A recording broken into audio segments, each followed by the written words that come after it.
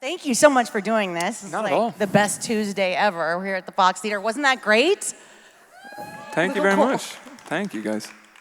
It's good fun. So tell me about how Nina Cried Power came to be. Yeah, totally. So I probably wrote it sometime early last year, kind of coming off the road.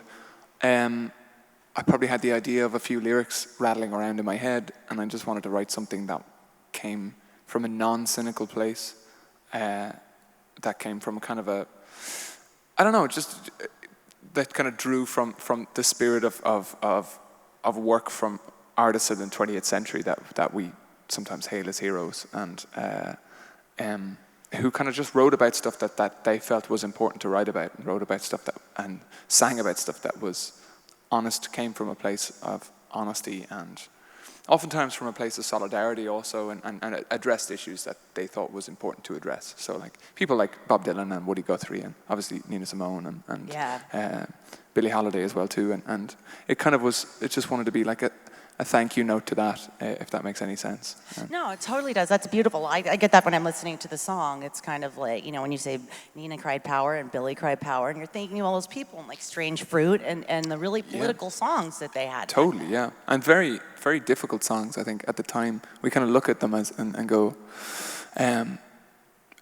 it's a given that those are accepted now as kind of anthems for human progress, and anthems that like spoke honestly about very, very difficult subjects. But the cost of singing those as well at the time, say Billie Holiday, she was banned from so many theaters for singing that song at the time. So many, yeah. So it's just there was a kind of a bravery to that you know what I mean. It's just trying to write a thank you note to that, I suppose. Yeah.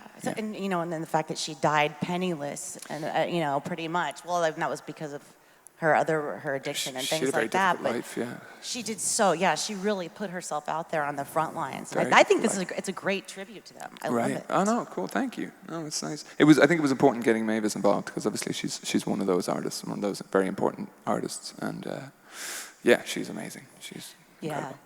And I mean, speaking of very important artists, what was it like to work with Booker T and Mavis Staples? Booker T, no, total dream. So like, obviously, Mavis Staples is one of the greatest people I've ever met.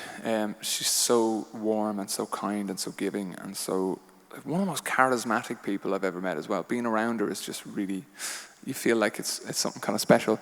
Booker T, the first band I was ever in when I was 15, I joined a band of local kids, and we used to cover Booker T and the MGs, and we used to cover all of his arrangements, his Otis Redding arrangements, and he was the Stax House band leader, so I used to cover a lot of his stuff that he arranged for Sam and Dave and Otis Redding and stuff. So getting to tell him that and getting to work with him, like, he's a big reason that I suppose I would have pursued. His work is a big reason that inspired me to continue music and to continue performing music. So that was a real dream of mine to work with him. I can imagine. Yeah. Did you play any of those old songs that you used to do with him or for him? No, I didn't. No, my God, no. And I was a kid when I covered them.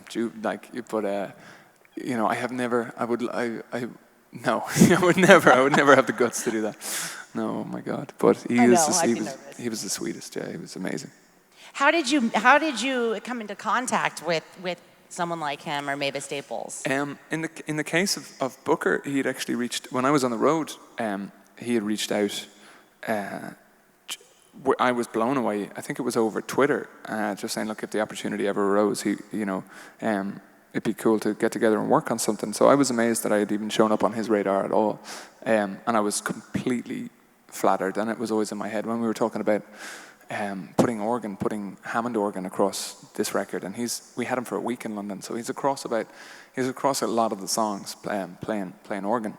That was a huge, it was just an obvious, oh my God, let's because no opportunity had arisen in the last tour. We were so busy.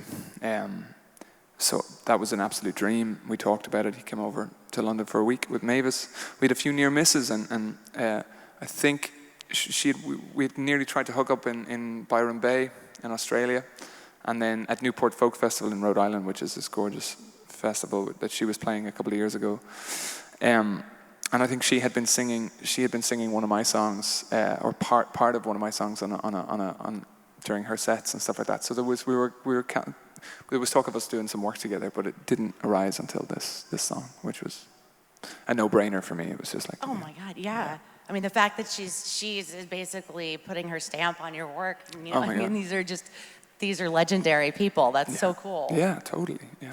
When does the album come out, the full-length album? Early next year.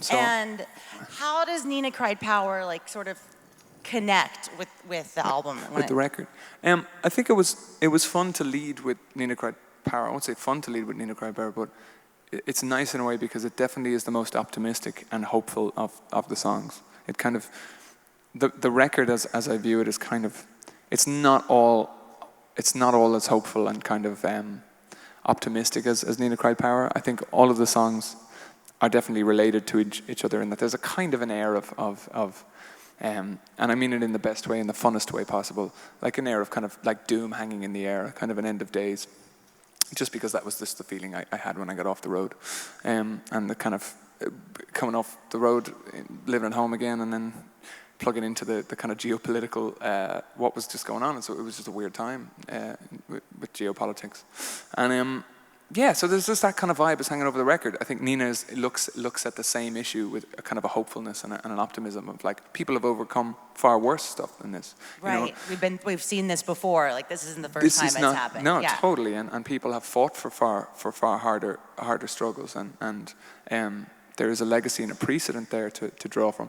A lot of the other songs aren't as hopeful. They're kind of, well, maybe let's look at the worst case scenario, and let's say the world is ending, and then there's little love songs for the end of the world in there as well too, and like so it's kind of, I think Nina is the optimistic viewpoint, if that makes any sense. And yeah, and I think it kind of goes with like the political climate that we're in right now. So I think it's perfect. It's kind of the way people feel. Like a lot of people do feel like it's the end of the world, but like you were saying, we've seen this before. Yeah, our ancestors have. Totally, yeah, and everything has always been an ongoing struggle for civil rights or human rights or just the treatment of people decently, just treating people well, and it's serious business, and yeah, I suppose, yeah. Yeah. But all we can do right now, I guess, is be nice and make good art. Yeah. So thank you. At least, yeah. Thank you for this album, and thank you for doing this sound check and everything. Not at all, guys. Thanks for joining us. It's really special for us to get to hear it. Thanks, guys. Thank you. Not at all. Thank you. Pleasure. Thanks for playing the song as well, too. Thank you so much. Oh, we love it.